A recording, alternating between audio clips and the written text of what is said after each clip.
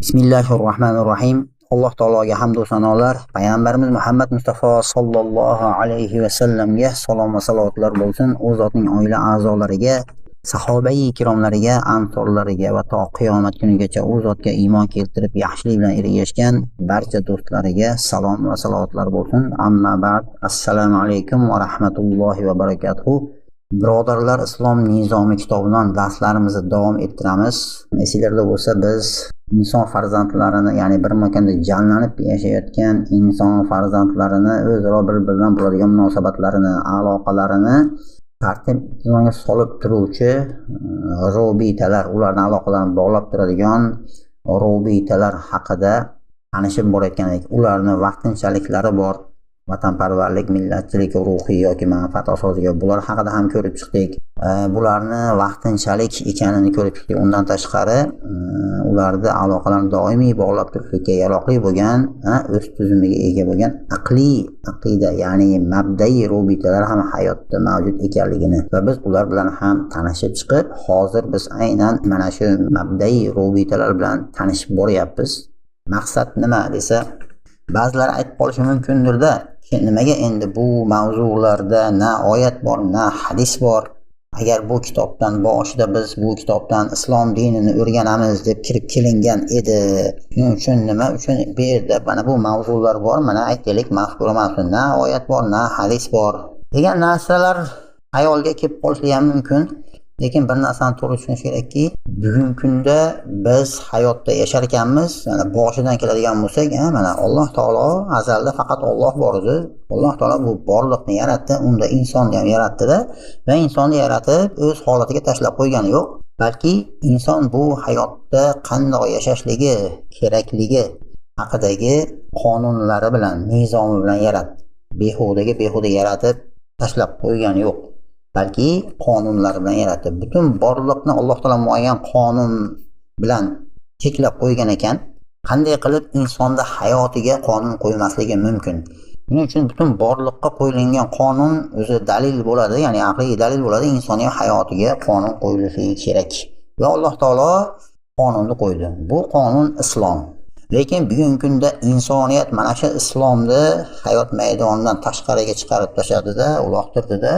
Uni o'rniga boshqa bo'lgan, ya'ni xosatan musulmonlardan oladigan bo'lsak, ularga begona bo'lgan, hatto ularning yaratilish tabiatiga, fitratiga zid bo'lgan, ularning e'tiqodiga ham, tabiatiga ham kerak bo'lsa zid bo'lgan boshqa begona qonunlarni hayotiga tatbiq qilib yashayapti va bu buzuq nizomlarning tatbiq bo'lishligidan aksariyat musulmonlar roziligini ham ifoda qilayotganligini demokratiya islomdan degan so'zlari bilan misolida ko'rishimiz mumkin.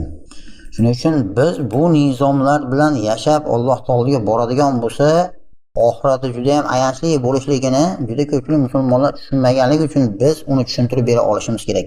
Mana bu mabda'iy robitalarda, xoh u sotsializm bo'yog'ida bo'lsin yoki demokratiya bo'yog'idagi kapitalizm robitasi bo'lsin, mabdasi bo'lsin, bularni naqadar o'sha jirkanch, yaroqsiz ekanligini, mana bu dunyo hayotida insonlarni hayvoniylik darajasiga tushirib, tubanlikka tushirib qo'yayotganligini, oxiratda jahannamga qarab olib ketayotganligini aksariyat musulmonlar ham bilmay qolyapti. Ya'ni aldanib qolyapti yo bee'tibor qarayapti.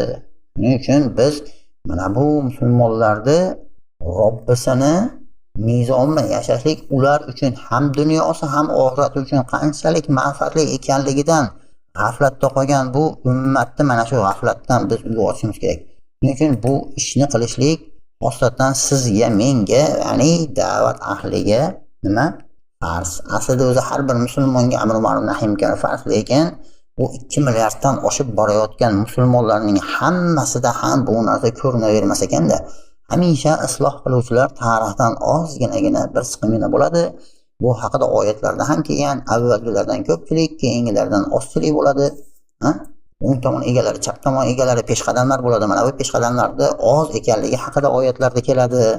Yo'inki hadislarda ham ko'p sonlik yomon odamlar orasidagi oz sonli yaxshi kishilar bo'ladi degan ma'nodagi hadislar. Shuning uchun yaxshilar, peshqadamlar isloh qiluvchilar hamisha ozginagina bir siqimgina bo'lgan. Alloh taolo mana shu bir siqimgina odamni taqvo va ixlos bilan o'zgartirish uchun qilgan sa'y harakatlarini evaziga ularning hurmatidan Alloh taolo butun ummatga nusrat beradi. Shuning uchun mana bu yaqinda butun insoniyat, asosan musulmonlar intizor bilan kutayotgan mana shu Allohning nizomini yana hayotda o'z davlatiga ega bo'lgan holda yana hayotda qaddini ko'tarishligini butun dunyo musulmonlarining intizorlik bilan kutib turibdi. Faqat bitta masala borki, kimni qo'li bilan, kimni tili bilan qilinadi. Mana shu narsada har birimiz hissador bo'lib qolishga harakat qilishimiz kerak.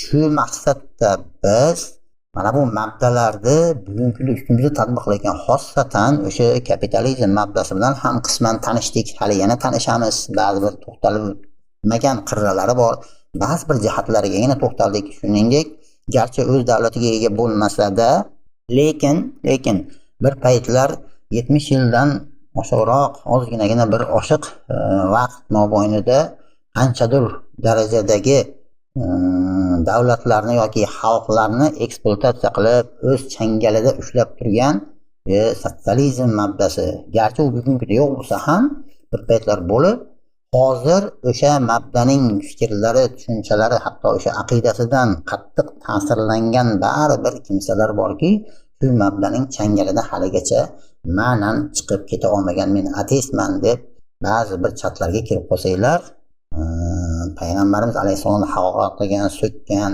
mana shu qangi fikrlar bilan, ya'ni o'sha ateistman, yana allambaloman deb o'zini kofirligini ochiq aytib, shu mabdaning ta'sir ostida yashayotganlar bor. Shuning uchun biz u mabda bilan ham ba'zi bir jihatlariga tanish uchun to'xtalgan edik. Va biz yuqorida o'sha sotsializm va kapitalizm mabdalarining ba'zi bir jihatlariga to'xtalib va uchinchi mabda bo'lgan, ya'ni biz e'tiqod qilayotgan islom mabdasi bilan tanishishni boshlaganmiz. Va biz bu mabdani aqidasi bilan, o'sha aqidalashdan kelib chiqqan tuzumi bilan, ya'ni inson muammolarini qanday muolaja qilganligini va insonni o'sha amallarni qanday tartib insonga solganligini va bu amallarni tartibga solib berishlik natijasida jamiyatda qanaqangi bir yuksak jamiyatga aylanishligini, bu yuksak jamiyatni yana tuban jamiyatga tushib ketishligidan saqlab qoladigan oliy barqaror g'oyalarni qanday qilib islom o'zidagi o'zgarish va qo'shimchalarga muhtoj bo'lmagan qonunchilik bilan, qonunlar bilan qanday kafolatlab berganligini o'tgan suhbatlarimizda aytib o'tgan edik. Bugungi mavzuimizda biz inshaalloh mana shu insonlarda amallariga undovchi omil bo'layotgan insondagi g'ariza va uzviy ehtiyojlarini ham islom qanday tartib insonga solib qo'yganligi haqida bahs yuritamiz. Va biz bahs jarayonida o'tgan mavzulardagi tanishganimizdek, sotsializm va kapitalizm mabdalarida bu narsalarga e'tibor qanday-ku, islom nizomi, islom mabdasi bu g'ariza va uzviy ehtiyojlarning talablarini qondirishlik uchun zarur bo'lgan tartib intizomda ularga qanday e'tibor berganligini bugun ko'rib chiqamiz. Mana g'ariza va uzviy ehtiyojlarda deyapti, islom shunday bir tartib insonga soldiki deyapti. Bu bilan me'da, jins munosabatlari, ruhiy va boshqa talablardan iborat barcha ehtiyojlarning bir maromda qondirilishi kafolatlanadi deyapti. Ya'ni islom shunaqangi e'tibor berdiki deyapti, biriga e'tibor berib ikkinchisi e'tibordan chetda qolib ketmagan. Shunday tartib insonga soldiki deyapti. Bu bilan deyapti me'da, ya'ni yeyish, ichish kabi insondagi a'zo talablarni yoki jins munosabatlarini, ya'ni nav g'arizasidagi jinsiy moyillik ayolda bo'lsin, ayolda erkakka, erkakda ayolga bo'lgan xohish istaklari bo'lsin, shahvoniy xohish istaklarida bo'ladimi, yoki ruhiy talablarni, ibodatlari, tadayyun g'arizaning talablarini va boshqa barcha a'zo ehtiyojlarning talablariga iborat barcha ehtiyojlari deyapti. Nima qildisa, har biriga e'tibor berilgan va ularning har biri bir maromda qondirilishi kafolatlangan islomda. Shuning uchun islom qonunchiligini o'rganib chiqqan har qanday ongli odam insondagi g'ariza va uzviy ehtiyojlarining talablarini birortasi chetda qolmaganligi, har biriga o'ta jiddiy e'tibor berib, uni chiroyli suratda qondirilishini kafolatlab berganligini guvohi bo'ladi.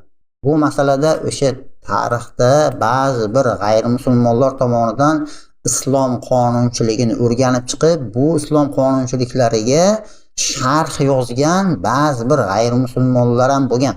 Ya'ni o'zining g'ayrimusulmonligidan kelib chiqib emas, yurist, qonunshunos sifatida yuristik nuqtai nazardan turib, ya'ni qonunshunos nuqtai nazaridan turib islom qonunchiligiga ijobiy baho berib, ya'ni qoyil degan ma'noda, yaxshi ma'noda sharhlar berib, islom qonunchiligiga ijobiy tomonlama o'z fikrlarini bildirib sharhlar yozgan g'ayrimusulmonlar ham o'tgan.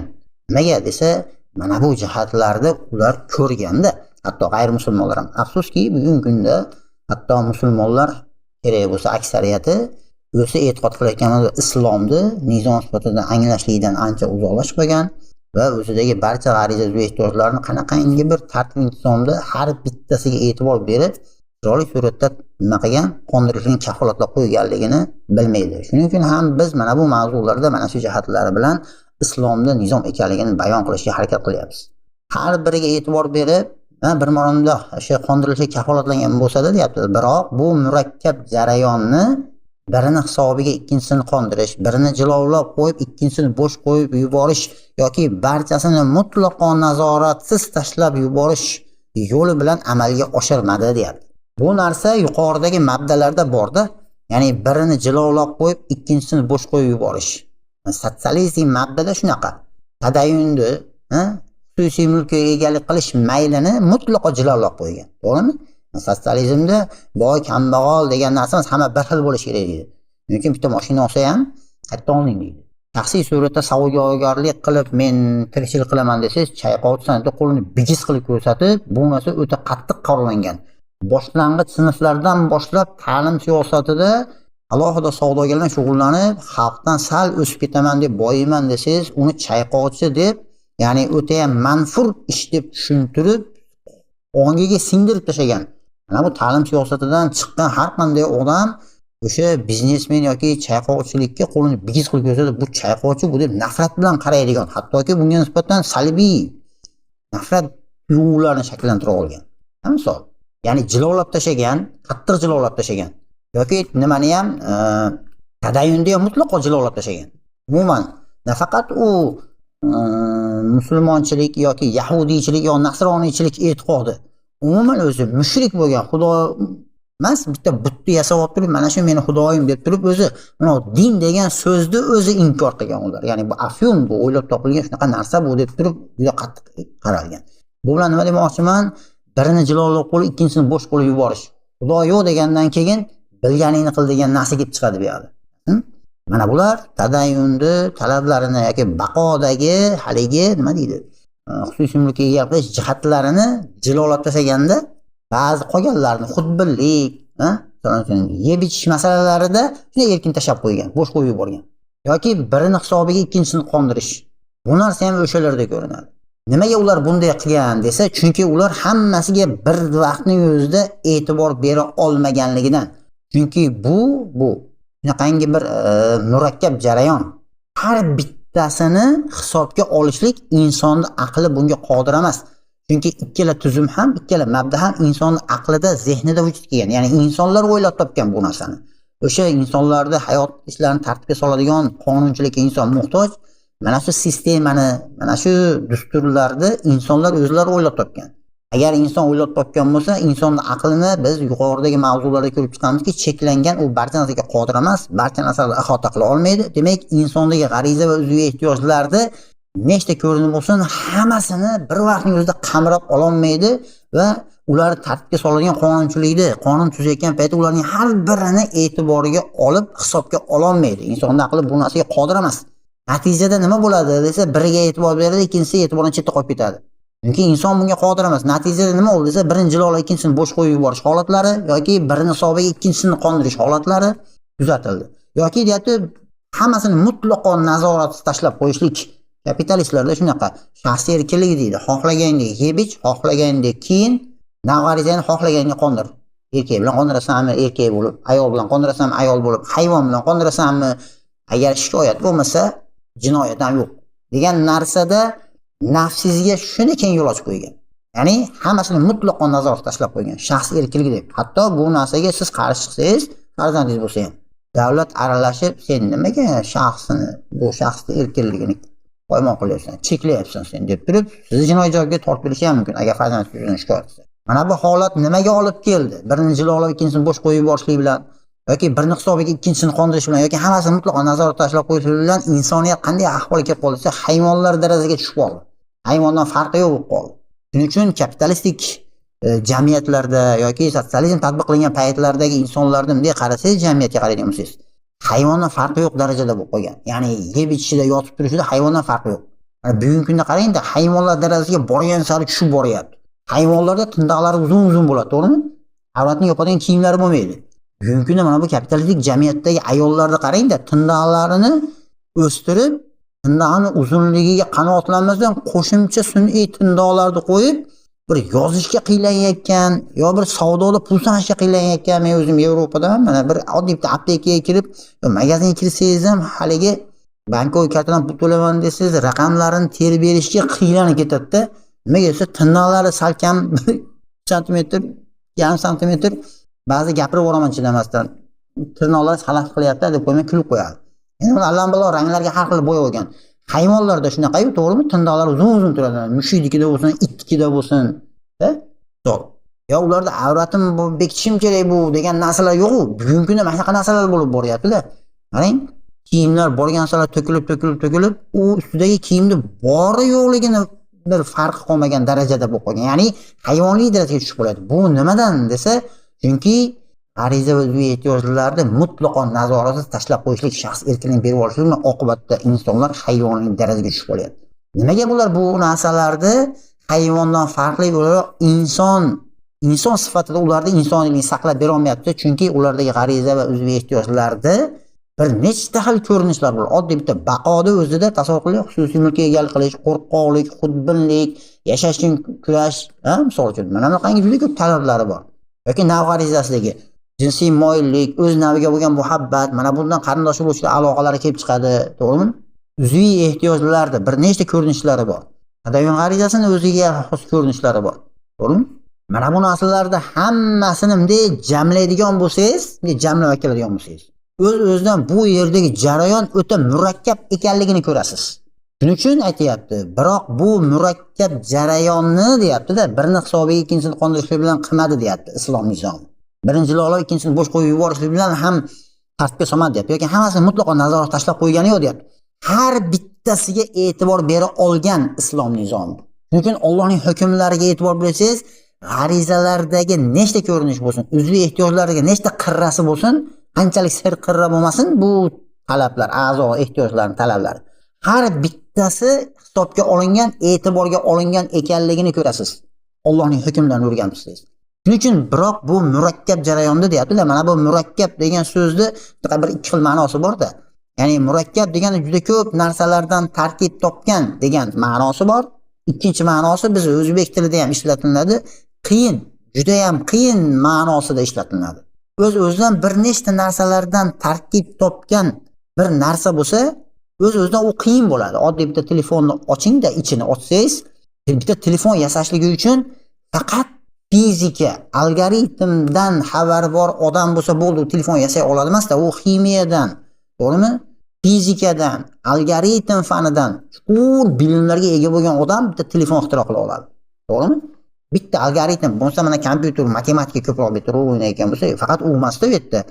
Agar telefonni ichini ochadigan bo'lsangiz, qopqog'ini ajratadigan bo'lsangiz, bir nechta elementlarni yo'liqasiz. Har bittasini funksiyalari bor. To'g'rimi? Bitta joyi hali kliklab qo'yilgan joydan ko'chgan bo'lsa, bo'ldi, telefon tiqqa ishlamay turaveradi.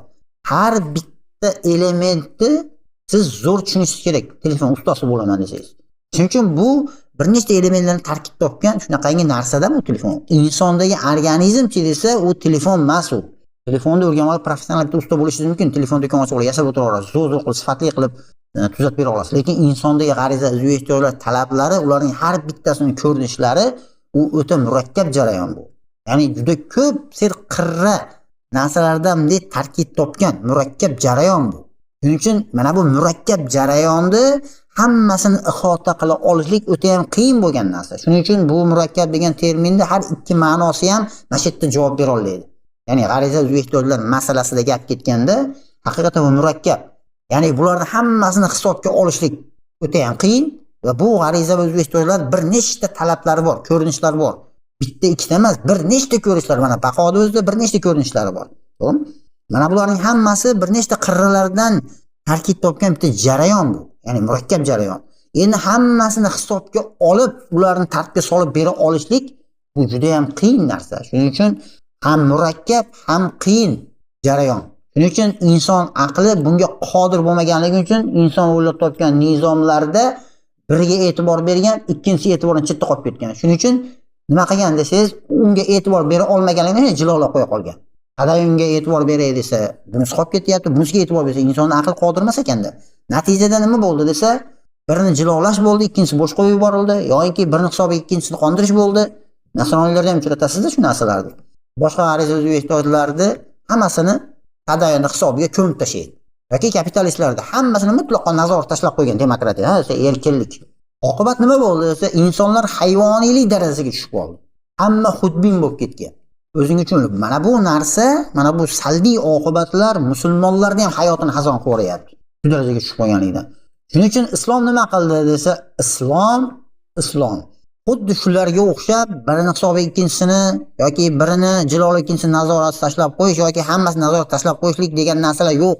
Balki hammasiga o'ta jiddiy e'tibor berilgan va hamma hisobga olingan va ularning hammasini o'ta nozik did bilan mohirona tartib intizomda bu ehtiyojlar nima qildi? Qondirilishini kafolatlab qo'ydi. Xuddiki marjonga bitta shodiga terib qo'ygandek go'yoki. Marjonni bilasizlar, masalan, tomoqqa taqiladigan marjon bor-ku. Marjon qachon marjon bo'lib, uni jozibasini odamlarda o'z jozibasini o'ziga jalb qila oladi desa, marjon hammasi bir xil bo'lishligi kerak-da, to'g'rimi? Bittasi katta, bittasi kichik, bittasi uchburchak, bittasi dumaloq, bittasi to'rtburchak narsani teshib turib bo'yningizga taqib oling-da. Jinnipin emasmisan deydi-da. Lekin marjon shunaqa narsa emas-da. Marjon shunaqa narsaki, hammasi dumaloqlikda bir xil razmerda. Shuning uchun u ko'rganda odam haligini jozibasidan bahramand bo'ladi, maza qilib, tomosha qilib maza qilib, lazzatlanib, ko'z bilan lazzatlantiradigan narsa. Mana bu Allohning hukmlari, mana shu murakkab jarayonni har bittasiga e'tibor berib, uni tartibga solayotganda har birini qirralarigacha, nechta qirrasi bor hammasini e'tiborga olib va ular tartibga solayotganda hammasi e'tiborga olingan, hisobga olingan, birortasiga kamroq e'tibor berilgan, bittasiga ko'proq e'tibor berilgan, unaqa emas. Marjon kabi bitta shoyga terib qo'ydi, ya'ni hammasiga bir xilda e'tibor berilgan. Shunaqangi darajada qondirishlikni kafolatda bera olgan. Mana bu narsaning natijasi nimani olib keldi desa, odamlarning qalblarida xotirjamlikni va ular yashab turgan jamiyatda farovonlikni muhayyo qilib berdi. Natijada bu g'ariza va ehtiyojlar beboshligi tufayli insonlarda hayvonlar darajasiga tushib qolishligidan saqlab qola oldi.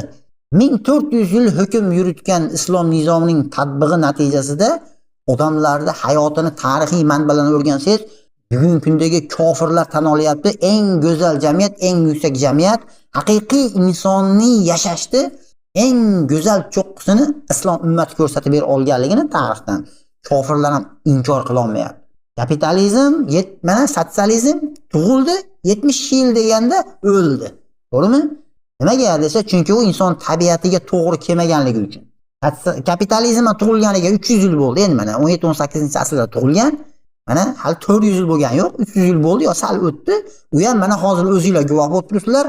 O'sha o'zini eng qaysi bir cho'qqisiga chiqqan bo'lsa, zulm va sitamlari bilan, aldovlari bilan, yana va hokazo. Endi yo'qlik qariga shunaqangi bir zudlik bilan qurib borayotganligiga biz guvoh bo'ldik. Alhamdulillah, Alloh tezlasin, uning yo'qlik sari qulab borayotganligini Alloh tezlasin. Nega desa, inson tabiatiga zid bo'lgandan keyin insonlar birinchi kuni aldanadi, birinchi yil aldanadi, birinchi 100 yillikda aldanadi, ikkinchi 100 yillikda aldanadi.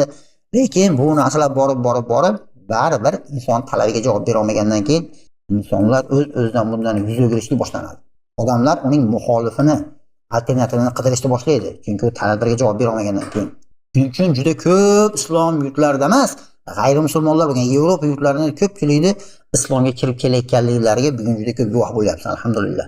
Shuning uchun islom qonunchiligi mana bu insonlardagi g'ariza ehtiyojlarning nechta ko'rinsa hammasini hisobga olib, nozik bilan mana bunaqangi go'zal surat tartibga solib qo'yishligi bilan nima qildi desa, mana shu tartib intizomda g'ariza ehtiyojlarini qondirgan har qanday inson qalbida xotirjamlik bo'ladi. Natijada jamiyatda farovonlik bo'ladi. Agar jamiyatimizda farovonlik bo'lsa, o'z-o'zidan siz xotirjam yashaysiz. Huzur, halovatda yashaysiz. Jamiyatda farovonlik bo'lsa, farovonlik nima degani? Jamiyatda insonlarning mollariga, jonlariga, nomuslariga hech qanday tajovuz yo'q bo'lsa, ya'ni ularning mollari, jonlari, ularning nomuslarining himoyasi kafolatlangan bo'lsa, haligi tartib intizom shunaqa kafolatlab qo'yganda, natija nima bo'lsa, jamiyatda molingizga ham tajovuz yo'q, joningizga ham tajovuz yo'q, va nomuslaringizga ham tajovuz yo'q. Hozirchi desa, unaqa narsa yo'q-da. Siz qizingizni maktabga jo'natib qo'yib, xotirjam o'tira olmaysiz-da. O'qituvchisi nima deyapti ekan, ro'moliga osmayaptimikin, qaysi bir nomahram erkak bir ro'moliga osilib yoki bir gap otib, masnaqangi qilmayaptimikin deb turib bir xotirjam o'tira olmaysiz. Maktabga jo'natmasangiz yana bo'lmaydi. Nimaga desa, aralash ta'lim erkak ayollarni aralashtirib qo'yishligi oqibatida nima bo'ldi desa, maktabda ham nima bo'lyapti? Shaxsiy erkinlikni berib qo'ygandan keyin homilador bo'ladi. 8-sinfda bolasi homilador. Nimadan bu desa, mana bu aralash ta'lim shaxsiy erkinligi nafsga keng yo'l ochib qo'ygan, holbuki bu quturgan tuya kabi edi. Buni bo'sh qo'yib yuborishlik natijasida maktabni bitirmasdan odamlar homilador bo'lyapti. Mana bunaqangi narsa oqibatida nima bo'lyapti? Hayvonlar darajasiga tushib qolyapti. Yana qiz bola, o'g'il bolani bitta partaga o'tkazib qo'ydi. Mana bu narsadan siz o'g'lingizdan ham xotirjam emas. Kimga tegajog'lik qilib, qaysi qizni bir sochini tortib qo'yib, menga gap bermasmikin degan o'g'lingiz sho'xligidan sho'x bo'lsa, xotirjam o'tira olmaysiz. Bola o'g'irlash bor ekan, yosh bolalarni o'g'irlayotgan, ehtiyot bo'linglar, bolalaringizga hushyor bo'linglar degan gaplarni eshitib qolyapsiz, misol uchun. Lekin bu narsa yo'q emasda, borda bu bola o'g'irlashlar. Mana bugun men bitta qaysi kanalda ko'rib qoldim. Bir yahudiy la'nati qaysi davlatda, Yevropa davlatlarining bittasida dedi, qo'lga olinibdi. Yosh bolalarni odam savdosi bilan shug'ullangan, ya'ni yosh bolalar savdosi bilan shug'ullangan, yana gomoseksualist bor-ku, pedofillik ishi bilan shug'ullangan. Mana shu ikkita statiya qo'yilgan. Yosh bolalarda o'sha nomusini bulg'ash, bachchavozlik, ham odam o'g'irlab uni savdosi bilan shug'ullanishlik aybi bilan nima qilyapti ekan, jinoiy javobgarlikka tortilayotgan ish ochilgan. Mana bu narsalar sizni qalbingizda xotirjam. Mana jamiyatda na molingizni xavfsizligi ta'minlangan, na joningizni, mulkingizga xavf bor. Shuning uchun ahranalar bilan yuradi. Bankning prezidenti ham ahrana bilan yuradi. Yurt boshchisidan tortib vazirlarigacha, ana bu deputatlarigacha, bankning xo'jayinlarigacha ahranalar bilan yuradi. Nimaga desa, joniga xavf bor. Bank ashuncha narsalardan qo'riqlanadi. Nimaga? Chunki molga xavf bor. Darvozangizga qulf osmasangiz yura olmaysiz. Bunaqa yashashni qiyinlashtirib tashlagan. Oddiy mana Yevropa davlatlarida domga kirsangiz, har bitta podyezdda yashovchi, bitta podyezdda 6 ta xonadon bo'lsa, har bittasini kaliti bor, podyezdda qulfi bor. Hali kalitida bir tirnog'ingizdek bir magnitchasi bor. O'sha kelib turib podyezga tegsa, tik dedi podyez ochiladi. Bu podyezga begona kira olmaydi. Nimaga shu darajada qilib tashlagan? Desa, chunki molingizga xavf bor. Xavfsizlik ta'minlashlik uchun shunaqa narsalar o'ylab topyapti. Aslida bunaqangi mollarga bo'ladigan tajovuzlarni kafolatlab bera olmaganligidan mana bunaqangi yo'llar bilan himoya qilib, sizni qalbingizda ham xotirjamlik yo'q. Jamiyatda farovonlik bo'lmagandan keyin, har qadamda molingizga, joningizga, nomuslaringizga tajovuzlar bo'lib turgandan keyin o'z-o'zidan siz qalbingizda huzur, halovatda yashashlik bo'lmaydi. Tekun-tekun nechta jinoyatlar bo'ladi, masalan, Amerikada. Dunyoga demokratiya, erkinlikni yo'yaman degan o'sha davlatning o'zida bilasizmi, minutiga son sanoqsiz shu darajada ko'p jinoyatlar bo'ladi. Fransiyaning o'zida qancha ayollarning nomuslari kuniga bulg'anadi. Nomuslariga hech qanday kafolatlanmagan. Mana bu holat nimani kelib chiqarsa, insonlarni hayvonlar darajasiga tushib qolishdan saqlay olmayapti. Faqat islomgina mana shu ishni uddasidan chiqa oldi. Bu narsani biz tarixdan ham bilamiz. Hattoki islomni qabul qilib, Allohning hukmlariga muvofiq yashayotgan bugungi kundagi musulmonlar o'zida his qila oladi. Nomahramga hatto hayolingizda zino qilmaysiz, to'g'rimi? Bir marta ko'z chiqsa, ko'zingizni olib qochasiz. Endi zinoni gapirmay qo'ying. Oddiy bugungi kundagi musulmonman degan odam agar taqvodor bo'lsa, Allohdan qalbidagi haybatlanish, taqvo talabidan kelib chiqib turib, 2 marta ham qaramayapti nomahramga. Islom bugungi kunda ham sizni hayvonlar darajasiga tushib qolishingdan buzilgan jamiyat ichida yashaysangiz ham sizni saqlab qola olyapti. Endi agar bu butun jamiyat islomiy bo'ladigan bo'lsa, ana endi o'zingiz tasavvur qilib ko'ring. Islom shunaqangi tartib intizomga solib, insonlarni jamiyatida farovonligini ham, qalbida xotirjamligini ham muhayyo qilib bera oldi. Agar g'ariza o'zbekistonlarni o'ziga qo'yib qo'ysangizchi, ya'ni nafsni o'ziga qo'yib qo'ygan, nafs nimalarni xohlamaydi? Buni Alloh taolo aytayapti. Albatta nafs yomonliklarga buyuruvchidir deyapti. Shubhasiz qabrigacha sizni yomonlikka buyurib turadi. Lekin mana bu g'arizalarning beboshligi tufayli yuqoridagi Allohning nizomidagi tartib-intizom bizni, xosatan musulmonlarni, har qanday inson agar islomni qabul qilib uni chekilsa, uni hayvonlar darajasiga tushib qolishlikdan saqlab qola oladi. Faqat islomdagi tartib-intizom bilan shu ishni uddasidan chiqa oladi. Endi mana shu tartib-intizomni deyapti, jamiyatda mustahkamlash maqsadida islom deyapti, insonlar jamoasiga ajralmas qismlarga ega bo'lgan bir butun yaxlit jism degan nuqtai nazarda e'tibor beradi deyapti. Ya'ni bir makanda jamlanib yashagan insonlar jamoasiga haliga qo'yilgan tartib-intizom bor-ku, g'arizadan tartibga solgan qonunchilik. Mana shu tartib-intizomga agar hech kim rioya qilmaydigan bo'lsa, misol bir inson rioya qilmasa, hech kim unga indamasa, nima bo'ladi? Onamga indamayapti, menga ham bo'laverar ekanda, nimaga unga indamaydi? Nimaga unga bo'laveradi, menga bo'lmaydi degan narsa bilan jamiyat buzilib ketadi. Shuning uchun mana bu bir makanda jamlanib yashagan insonlar jamoasiga islom shunaqangi jiddiy e'tibor berganki, nima deb e'tibor beryapti desa, u ajralmas qismlarga ega bo'lgan yaxlit bir butun jism.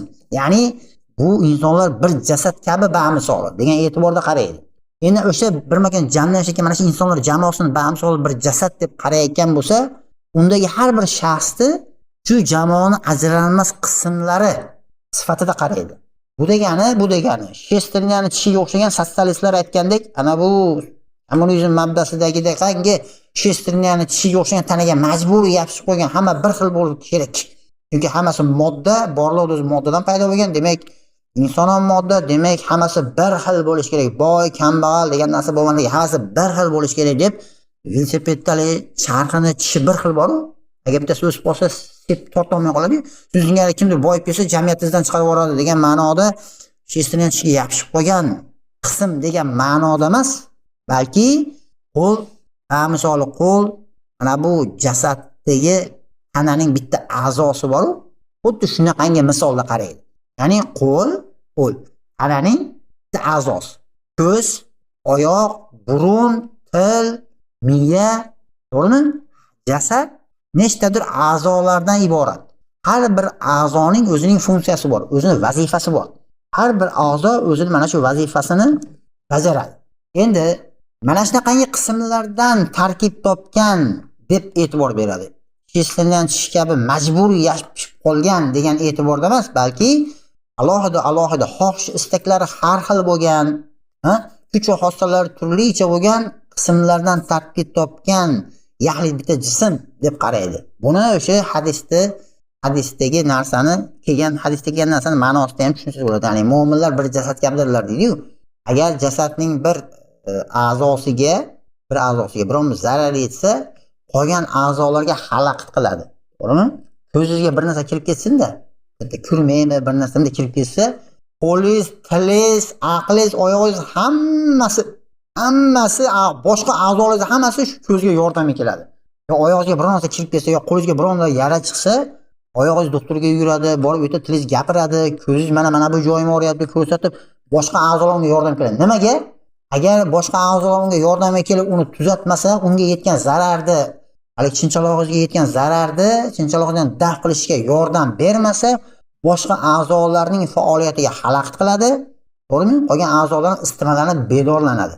Xuddi shuni singari islom ham bir makanda jamlanib yashayotgan insonlar jamoasiga xuddi shunaqa yaxlit bitta jism, bamisol bitta jasad deb qaraydi. Undagi har bir shaxs deydi, xuddi jasadning a'zolari kabi ularning qismlari deb qaraydi.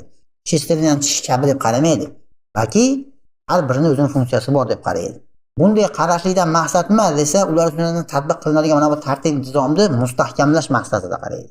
Agar shunday e'tiborda qaraydigan bo'lsa, o'z-o'zidan tartib-intizom mustahkamlashadi. Ya'ni o'sha tartib-intizomga kim rioya qilmaydigan bo'lsa, qolganlar o'z-o'zidan uni to'xtatadi. Bu narsani amr ma'ruf nahiy munkarni farz ekanligida, agar munkarni ko'rsanglar, qo'linglar bilan, bo'lmasa tilinglar bilan o'zgartiringlar degan ma'nodagi hadislar o'sha bir jasad kabi ajralmas yaxlit bitta jism deb qarayotganligidan dalolat. To'g'rimi? Shuning uchun siz qo'shningiz jinoyat qilib qo'ysa, siz ko'z yummaysiz. Bir harom ish qilayotgan bo'lsa, siz sukut qilmaysiz. Nimaga esa u jamiyatga salbiy ta'sir ko'rsatadi. Xuddi harom ish qilayotgan odam, men misollarga jasaddagi bitta a'zoga bir kasallik illashsa, qolgan a'zolar yordam keladi, yordam kelmasa ularning faoliyatiga xalaqit qiladi-yu, xuddi shuni singari agar siz Allohning qonuniga itoat qilmayotgan, haligi tartib nizomga rioya qilmayotgan, buzg'unchilik qilayotgan bo'lsa, siz unga sukut qilishligingiz bilan u nima bo'ladi desa, o'sha buzg'unchilik sizni xonadoningizga ham ko'chib o'tadi degan e'tiborda nima bo'ladi desa, har bittasiga ajralmas, jamoadan ajralmas qism deb qaraydi. Natijada haligi tartib nizom o'z-o'zidan mustahkamlanadi. Hech kim u tartib nizomni buzilishligiga yo'l qo'ymaydi. Garchi hokimiyat kuch va saltanat bilan unga jazo bilan tiyib qo'yayotgan bo'lsa ham, lekin o'sha hokimiyatga, qoziga yetib bormasidan o'zi xalqni o'zi to'xtatib qo'yadi. Nima qilyapsan deydi. Ya'ni amr ma'ruf nahiy munkar qilib qo'yishlik bilan siz uni tilingiz bilan kerak o'zi qaytarib qo'yasiz. Agar o'sha qo'l bilan qaytarishga yetib bormayotgan bo'lsa, siz darrov uni nima qilasiz? Tilingiz bilan shu yerda tiyib qo'yasiz. O'sha qo'l bilan qaytaradigan narsagacha yetib bormagin deb. Shuning uchun deyapti, islom shaxsga jamoadan ajralgan mustaqil vujud deb emas, balki jamoaning bir bo'lagi sifatida ahamiyat beradi. Har bir shaxsga qaratilgan bunday e'tibor jamoani bir butun saqlab qolishga xizmat qiladi deyapti. Shuning uchun ham har bitta shaxs shu jamoatdan ajralgan alohida qism deb e'tibor qaratmaydi deyapti. Balki shu jamoani ajralmas qismi. Ya'ni u o'zi xohlaganini qilaversin deb qaramaydi. Kapitalistik mabdadaga o'xshab shaxsiy erkinligi bilganini qilaver deb qaramaydi. Agar unday deb qaraydigan bo'lsa, jamoadan ajralgan qism deb qaraydigan bo'lsa, bu jamoadan ajralgan deb qarashlik kapitalistik mabdasida bor, shaxsiy erkinligi deydi. To'g'rimi? Natijada nima bo'ladi desa, u bilganini qiladi, zino qiladimi, cho'chqa yeydimi, misol, qimorbozlik qiladimi? Agar boshqasining erkinligiga tajovuz bo'lmasa bo'ldi. Agar boshqalarning erkinligiga tajovuz deb hisoblanadigan narsa bo'layotgan bo'lsa ham, lekin haligi tajovuzga uchrayotgan o'zi shikoyat qilmayotgan bo'lsa, o'zi rozi bo'layotgan bo'lsa, bu yerda hech qanday shikoyat yo'q, jinoyat ham yo'q. Natijada nima bo'ladi desa, zinokorlikka hech kim indamasa, to'g'rimi? Sajvuhamda yashaveradigan bo'lsa, tungi klub degan narsalar bor mana, to'g'rimi? Natijada nima bo'lsa, zinodan tug'ilgan bolalarda chaqimchilik, buzg'unchilik, jamiyatni buzilib ketishligi, boshqalarning manfaatlarini pachag'ini chiqib ketgan jamiyatni buzilib ketishligiga e'tibor qaratmaydi bu kapitalizmda. Islomda unaqa emas. Jamoani ajralmas qismi, ya'ni sen o'zing bilganingni qilavermaysan degan narsa bor. Bu narsa bizni o'zbeklarda ham urf odatimizga singib ketgan. O'sha sotsializm paytlarida ham mahallalarda shu islomning ta'siri bor edi. Menga gapirib bermagin deb. Agar bir qo'shnisining bolasi bir to'polon qilib beboshlik qilgan bo'lsa, hali qo'shnisiga qattiq gapirib, urib so'kib qo'ysa, bir chaqaloq bo'lsa ham, hali bola uyga yig'lab kelsa ham otasi indamas edi, ha desa, yetti mahalla ota-ona degan gap bor. Ertaga sen qilsang, ertaga meni bolam shu senikidan ta'sirlanadi degan narsa bo'lgan edi. Bu jamoatchilik fikri bor edi. Boshqasi buzg'unchilik qilsa, tabiiyki boshqasiga ham ko'chib o'tadi degan narsa bilan to'xtatishar edi. Hozirchi demokratiyaning ta'siri shu yerda urib ketganki, agar siz bolaga bitta xo'mro'ya qarab qo'yamsa, nimaga sen meni bolamga bunaqa qarayapsan deb turib, demokratiyaning ta'sirida ishing bo'lmasa meni bolam bilan. Men o'zim javob beraman o'zim bolamga deydigan bo'lib ketib qoldik bugungi kunda. Ya'ni shaxs jamoadan ajralgan qism deb qaraydigan bo'lib ketib qoldik. Kapitalizm mabdani ta'siri mana shu.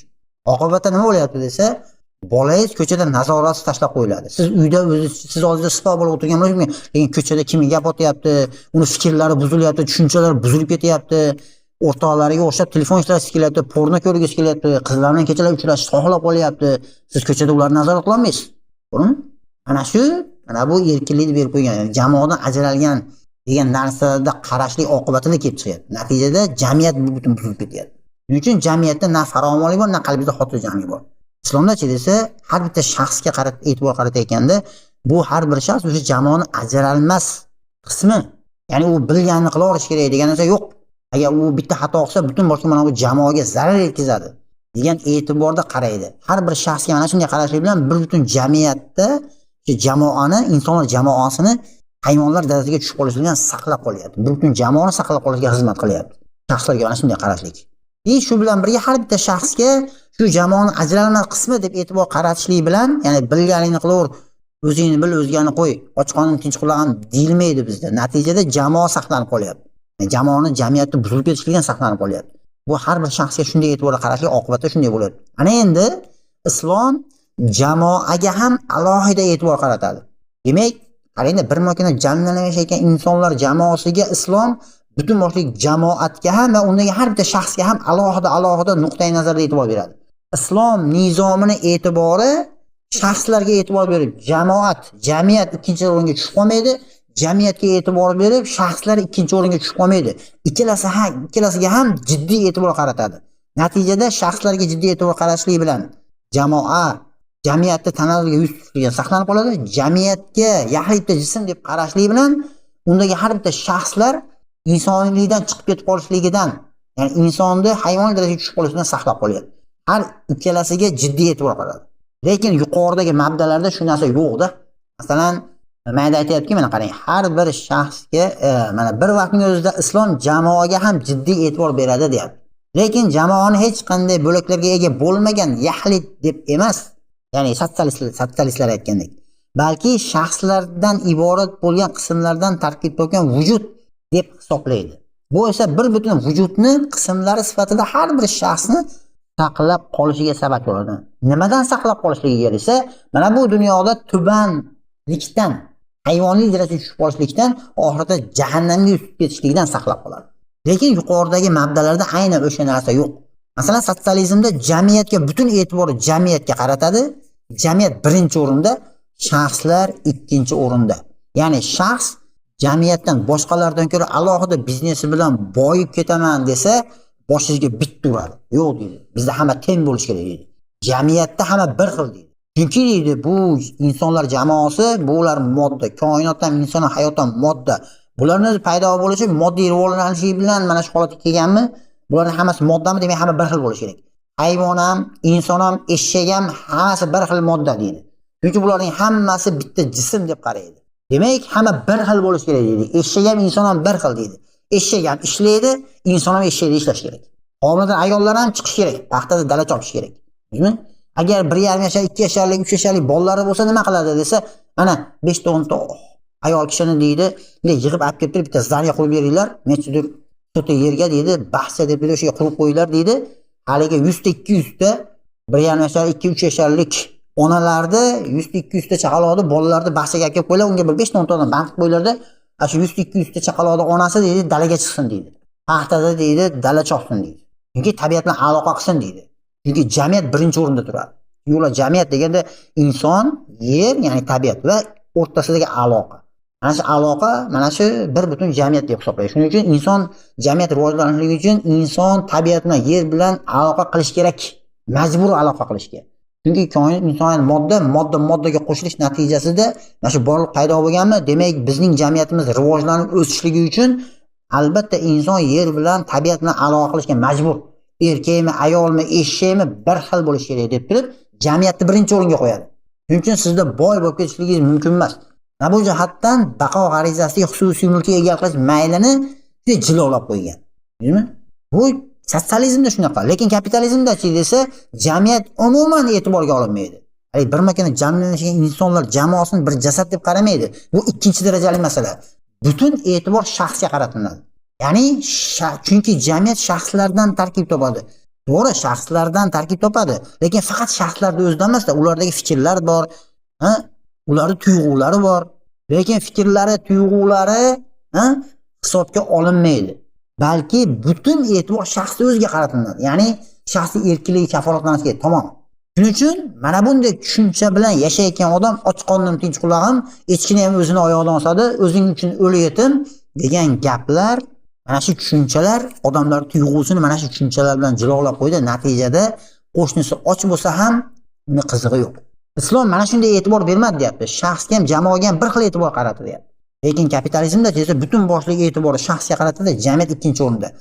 Zino qilyapti-kan, sajruha bo'layotgan, u xohlabdi deydi. Bu erkinlik deydi. Ya'ni xalqning xohish istaklari ro'yobga chiqish kerak deydi. Shuning uchun zinoni xohlayotgan bo'lsa qilaversin deydi. Bo'lmishlikni xohlagan bo'lsa qilaversin deydi. Bo'lmish bo'lib o'lishni xohlagan bo'lsa, bu zinoni aroqga bo'kib o'lishni xohlagan bo'lsa, o'laversin deydi. Chunki Karimga o'xshab uni orqasidan borgan Usmon Aliyev o'shada usta orqasidan o'lib borib, xohlagandek o'lsa o'lib ketavermaydimi deydi. Zino qilayotgan bo'lsa ham zinoning orqasidan bilasizmi nimalar kelib chiqadi? Zinokorlikning orqasidan insonlarni toza qoni, nasli buziladi. Buzg'unchi insonlar dunyoga keladi. Hadisda ham keladi, bilasizlar. Chaqimchilik balad zinoning sifatlaridan bittasi. Balad zinodan kamdan kam yaxshi odam chiqadi. Mana bu zinodan, balad zino odamlar tug'ilib, natijada yolg'onchi, qo'rqoq, xoinlar, chaqimchilar paydo bo'ladi. Yo'inki shaxsga erkinlik berib qo'yish bilan navg'alati xohlagandek qondirish bilan erkak ayol bo'lib ketishligi bilan jamiyatda insonlarni navi qirilib ketyapti. Ya'ni insonlarni kamayib boryapti. Yevropada demokratik muammoga botib qolgan. Faqat Angliyada demografik muammoda o'sish bor. U ham Angliyaga borib, keyinchalik fuqarosini olib yashab qolgan musulmonlarning sonining ko'payishligini hisobiga Angliyada demografik masalada o'sish bor. Lekin Polsha, Italiya, misol uchun Fransiya, Germaniya mana bu davlatlarda demografik muammosini o'yin oldingi bilan bugungi mana 15-yilgi bilan 25-yilgi demografik statistikani solishtiringda, jadvalda shunday ko'rib chiqadigan bo'lsangiz, odamlar soni o'sish emas, kamayib ketayotganligini ko'rasiz. Chunki parlamentlarda ham qari narkoman, qari eshaklar o'tiradi. Prezidentlarga ham qarasangiz, bari bir oyog'i go'rda bo'lgan, mana bittasi Bayden, bittasi Trump, mana normalniy kadrlar yo'q. Nimaga desa, chunki butun e'tibori shaxsga qaragan, shaxs xohish istaklari, nimani xohlasa shuni qilish kerak, u erkin, shaxs erkin yashash kerak deb turib, u erkinlikdan foydalanib, fohisha bo'ladimi, gomoseksualist bo'ladimi, lesbiyanka bo'ladimi, uni qizig'i yo'q. Natijada inson navi qirilib ketishligi oqibatida u jamiyatga zarar yetkazyapti. Islomda xuddi shunday qaramaydi. Jamoaga ham yaxlit jism deb qaraydi, uning a'zolariga ham bu o'sha jamoaning ajralmas qismi deb qaraydi. Natijada nima bo'ladi desa, har bittasiga jiddiy e'tibor berishligi bilan o'z-o'zidan butun boshlik jamiyat va undagi har bitta shaxs hayvonlar darajasiga tushib qolishdan saqlanib qolyapti. Mana bu tartib intizom, islom nizomidagi tartib intizom. Xuddi shunday e'tibor. Shuning uchun shar'iy hukmlarga e'tibor beradigan bo'lsangiz, xuddi mana shu narsalar o'z ifodasini topayotganini ko'rasiz. Masalan, Rasululloh sollallohu alayhi vasallam aytayaptiki, agar bir qishloqda bir inson och qolib ketayotgan bo'lsa deydi, shu qishloqdagilarda hammasi javob beradi qiyomat kunida. Hammasi gunohda deyapti. To'g'rimi? Yoki mu'minlar bir jasad kabidirlar deyapti. Yoki qo'shnisi och bo'lib turib, o'zi to'q holda tayoq turgan, u bizdan emas deyapti. Ya'ni qo'shnining holidan xabar olgin deyapti. Bitta mahallada bir inson och qolib ketayotgan bo'lsa, shu mahalla, shu qishloq hammasi gunohkor bo'ladi deyapti. Mana bu hadislar, mana bu shar'iy hukmlar har bir shaxsni e'tibordan chetda qoldirmayapti. Zato bizda islom tatbiq qilinyapti, bizda islomiy jamiyat deb turib, och qolib ketayotgan, nahor qolib ketayotgan, yupun qolib ketayotgan, uysiz qolib ketayotgan odamlar e'tibordan chetda qolib ketishligi mumkin emas. Kambag'al qashshoq bo'lib, bitta nonga zor bo'lib, ochidan o'lib qolishligi mumkin emas. Siz qattiq gunohkor. Siz hajga borib kelayotgan bo'lsangiz, siz mana bu qo'shningizni och bo'lib turib, o'shani hisobiga siz hajga borib kelayotgan bo'lsangiz, to'g'ri, xolis bo'lganlar uchun hajsiz qabul qilish mumkin, lekin qo'shningizni siz boy bo'lib turib och qolib ketayotganligidan siz qattiq gunohkor bo'lasiz. Nimaga holindan xabar olmadingiz? Mana bu islomdagi mana bu shar'iy hukmlar har bitta shaxs e'tibordan chetda qolib ketmayotganligi va mu'minlar bir jasad kabidirlar degan hadislar bilan bir butun insonlar jamoasiga jiddiy e'tibor qaratishlik bilan ham jamoa sifatida jamiyat tanazzulga yuz tutmaydi va undagi har bitta shaxs hayvoniy darajaga tushib, oxiratda jahannamga o'tin bo'lib ketib qolishligidan himoya qiladigan, kafolatlashlikka xizmat qilayotganligini ko'rasiz. Bundan tashqari Nabiy sollallohu alayhi vasallamdan xuddi yuqoridagi har bir shaxsga va har bir jamoaga jiddiy e'tibor qaratilganligiga mana bu hadisdan ham ko'rsangiz bo'ladi. Mana Rasululloh sollallohu alayhi vasallam aytayaptiki, Allohning qonunlariga rioya qiladigan inson bilan ularga amal qilmaydigan kishining kemada hamroh bo'lgan bir guruh odamlarga o'xshaydi deyapti. Tasavvur qiling, mana shu yer yuzi bitta kema deb oling. Unda Alloh qonuniga rioya qilayotgan odamlar bor. Allohning qonunlariga, hali yuqoridagi tartib nizomga rioya qilayotganlar bor, qat'iy. Ba'zilar rioya qilmayapti. Shunlarda shu tartib nizomga itoat qilmayapti. Allohning hukmlariga itoat qilmayapti. Shunda nima bo'ladi desa, kemada ketayotgan bir guruh odamlarga o'xshaydi deyapti. Tasavvur qiling, kemada bir guruh odam ketyapti. Ya'ni hadis davomida Rasululloh sollallohu alayhi vasallam aytayaptiki, ba'zilari deyapti, ba'zilari kemaning yuqori qismidan, ba'zilari esa quyi qismidan joy oldilar. Kemaning quyidan joy olganlar suv ichmoqchi bo'lsalar, yuqoridagilarni bosib o'tar edilar. Shunda ular yuqoridagilarni bezovta qilmay shu yerdan teshib ola qolsak-chi deb oldilar. Kemadagi hamrohlar ularni o'z holiga qo'ysalar, barcha halok bo'ladi. Agar ularni qo'lidan tutib, to'xtatib qo'ya olsalar, o'zlari ham, kemadagi hamrohlarning barchasi ham najot topadi, deyapti. Mana shu yerdan o'z-o'zidan har bir shaxsga va har jamoaga va uning har bitta a'zosiga, ikkalasiga jiddiy e'tibor berayotganligini ko'rsatib bo'ladi. Mana shu hadisda ham o'z ifodasini topyapti. Bugungi kunda yer yuzi bamisol bitta kema deb olingda, unda Alloh qonuniga itoat qilayotgan odamlar, Allohning qonuniga itoat qilmayotgan odamlarga indamasa, ya'ni kemani teshsa-da, tepaga chiqib tepadagilar bezovta qilib o'tirmaylik, shu kemani tagidan bitta bir barmoqda bitta joy teshib olaylik-da. Mana suv ichib o'tirib tepadagi bezovta qilmay qo'yamiz desa, umuman kema manzilga sog' salomat yetib borib olishligi ularning najot topishi bo'ladi. Dengizda cho'kib ketishiga najot topyapti, to'g'rimi? Halokatdan. Endi ana o'sha kemada sog' salomat qirg'oqqa manzilga yetib olishligi uchun kemada tartib qonun qoidalar joriy qilinadi. Ya'ni kemani halokatga uchrashishiga sabab bo'ladigan ish, amallar, jinoyat taqiqlangan. Kemani sog' salomat manzilga yetib borishga xizmat qiladigan har qanday amallar u yerda nima bo'ladi? Mumkin. Unga teskari bo'lgan amallar man qilinadi. Shulardan bittasi kemani tesh. Kemani teshlik mumkin emas. Nimaga? U kema sog' salomat manzilga yetib borishdan to'sadi. Kema halok bo'ladi. Shuning uchun buni jinoyat hisoblaydi. Endi mana shu qilayotgan jinoyati uchun tepadagi qismdagilar o'zlari javob beradi. Men o'lsam shahid bo'lib keta olaman desa, musulmon bo'lsa ham. Bo'li suvda cho'kib o'lgan shahid bo'lsa, shahid odamni qiyomatda qarzi so'ralar, boshqa narsa so'ralmaydi. Lekin suvda shahid bo'lganda qarzi ham so'ralmas ekan. Men beraman degan Alloh taolo. Men qarziman so'ralmaydi, suvda shahid bo'lib keta olaman desa, nima bo'ladi? Haligi jinoyatidan to'smaydigan bo'lsa, qolgan hamma insonlarni o'limiga u sababchi bo'lib, unga sukut qilayotgan odam ham gunohkor bo'ladi. Islom shunday deb qaraydi.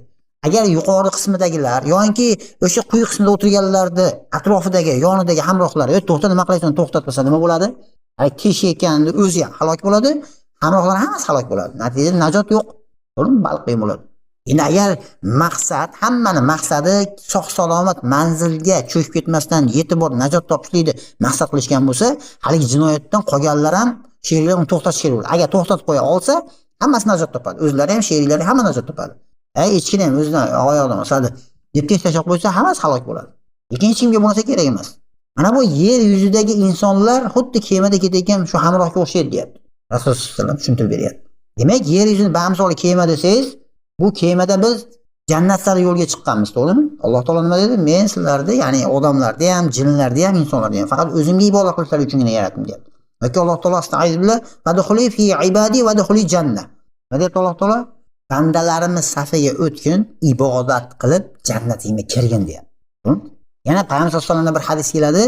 Butun dunyo sizlar uchun, sizlar esa oxirat uchun yaraldingiz, deyapti. Mana bu hozir men o'zim mana bu muallifning o'zi keltirgan hadis, qonuni, kema haqidagi hadis, yoki mana bu men aytayotgan hadis, oyatlari, mana bu ma'nodagi oyat, hadislar, mana bu shar'iy hukmlar jamoaga ham va uning har bitta a'zosiga alohida jiddiy e'tibor berganligini ko'rasiz. Natijada ham shaxs va shu shaxslarni tarkib etgan bir butun jamoani o'zi hayvonlar darajasiga tushib qolishligidan jamiyatning tanazzulini saqlab qolishlikka xizmat qilayotganligini ko'rasiz. Shuning uchun mana bu dunyo hayoti yer shari bamisoli kema-yu, unda Allohning qonunlariga itoat qilayotganlar va itoat qilmayotganlar bor. Bugungi kunda biz Alloh qonunlariga itoat qilayotganligi da'vo qilayotgan musulmonlar, Allohning qonuniga itoat qilmayotgan musulmonlarni yoki Allohning qonunlariga qarshi kurashib, kemani teshmoqchi bo'layotgani kabi boshqa qonunlarni olib kelib kelayotgan, islomga qarshi kurashayotgan kofirlarni Allohning qonunlari bilan jilolab, jinoyatlardan yer sharida ular to'xtatib qo'ymasak, to'xtatib qo'yadigan xalifali davlat orqali ularni bu jinoyatlarni to'xtatib qo'ymaydigan bo'lsak, ularga qo'shilib biz ham halok bo'lamiz. To'g'rimi? Chunki Rasululloh nima deyapti? Jonim uning qo'lida bo'lgan zotga qasamki, albatta ta'kidlab aytyapti. Sizlar ma'rifga buyurasizlar va albatta munkardan qaytarasizlar. Yoki Alloh o'zining huzuridan bir balo yuboradi, so'ng duo qilasizlar, Alloh duolaringizga ijobat qilmaydi deb. Yana Alloh taolo Qur'onda shunaqa ma'noda oyatida aytadiki, sizlar zolimlargagina yetadigan emas, balki barchaga barobar yetadigan balodan saqlaninglar, ehtiyot bo'linglar deyapti. Agar biz bugungi kundagi zolimlarni, tog'utlarni yoki musulmonman deb Allohning qonunlariga itoat qilmayotganlarni yoki Allohning hukmlariga qarshi chiqayotgan mustamlakachi kofirlarni Allohning so'zini oliy qilishdan to'sib, unga qarshi kurashayotganlarni tiyib qo'ymaydigan bo'lsak, al-keman teshayotgan misoli to'xtatib qo'ymaydigan bo'lsak, Alloh taolo bu zolimlarni qo'ldan tutmaydigan bo'lsak, ularga emas, hammamizga balo keladi. Buni Alloh taolo aytayapti. Shuning uchun biz musulmon sifatida Allohning hukmlariga, qonuniga itoat qiluvchi musulmonlar, taslim bo'luvchilar sifatida ana bu jinoyatchilarni ham jinoyatidan to'xtashlik uchun bekorga harakat qilayotganimiz yo'q. Shuning uchun ham agar biz bamisoli kemani misoliga yerni qo'yadigan bo'lsak, biz sog' salomat jannat, oxirgi manzil jannatni qasd qilib yo'lga chiqqan bo'lsak, biz jannatga sog' salomat jahannamdan najot topib jannatga kiradigan xohlasak, biz Allohning mana bu g'ariza istoatlarni tartibga solib bergan Alloh o'z nizomidagi, islom nizomidagi tartib nizomni hayotda qoyim qilishimiz kerak bo'ladi.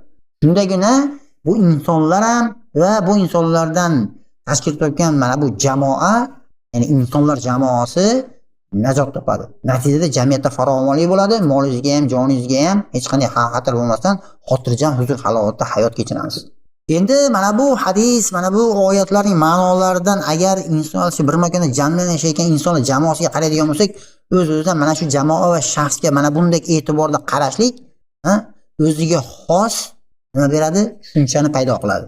Ya'ni mana bu shaxs va jamoaga mana bunday qarashlikni ortidan o'z-o'zidan jamiyat haqidagi islomda qarashi kelib chiqadi.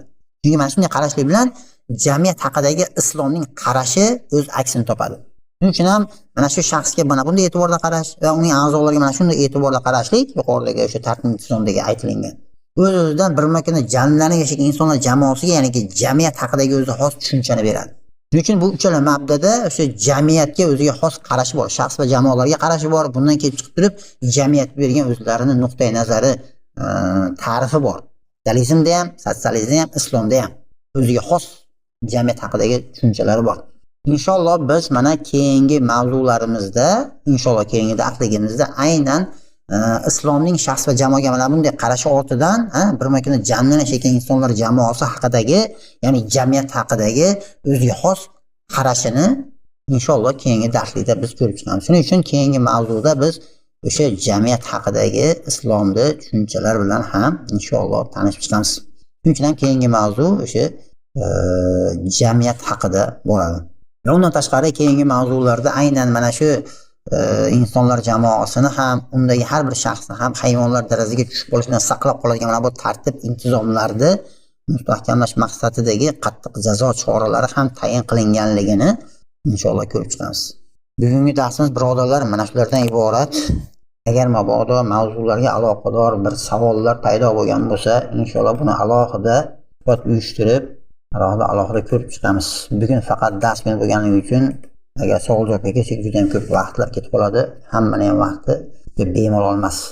Alloh taolo o'zi bugungi bo'lib o'tgan mana bu suhbatlardan, eshitganlarimizdan, gapirganlarimizdan foydali ilm hosil qilsin va qalblarimizga foydali ilm qilib joylasin va biz uchun dunyoda ham oxiratda ham bizning manfaatimiz uchun xizmat qiladigan, bizning foydamizga hujjat bo'ladigan ilm qilsin.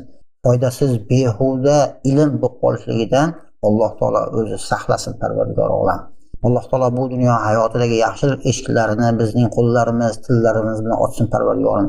Bizimizdagi tatbiq qilinayotgan mana bu buzuq tartib intizomlarda, buzuq mabdalarda Alloh taolo hokimlari bilan qo'shib ustimizdan ko'tarsin. Ularni qurib olgan bu harom saltanatlarini tez kunlarda vayron qilsin. Ularning vayronlari uzra bizlarga o'zining ilohiy nizomidagi tartib intizomlarini tatbiq qilib, u zotning roziligiga yetaklaydigan adolatli hokim xalifani ustimizdan hukmron qilsin va bizlarni ushbu davlatning sodiq askarlaridan bo'lib dinga xizmat qilib yashab o'tishligimizni barchalarimizga nasib qilsin. Robbana atina fid dunya hasana va fil oxirati hasana va qina azaban nar va sallallohu ta'ala ala xayri xalqihi sayyidina Muhammadin وعلى آله وصحبه أجمعين ومن اتبعه بإحسان إلى يوم الدين برحمتك يا أرحم الراحمين. السلام عليكم ورحمة الله وبركاته.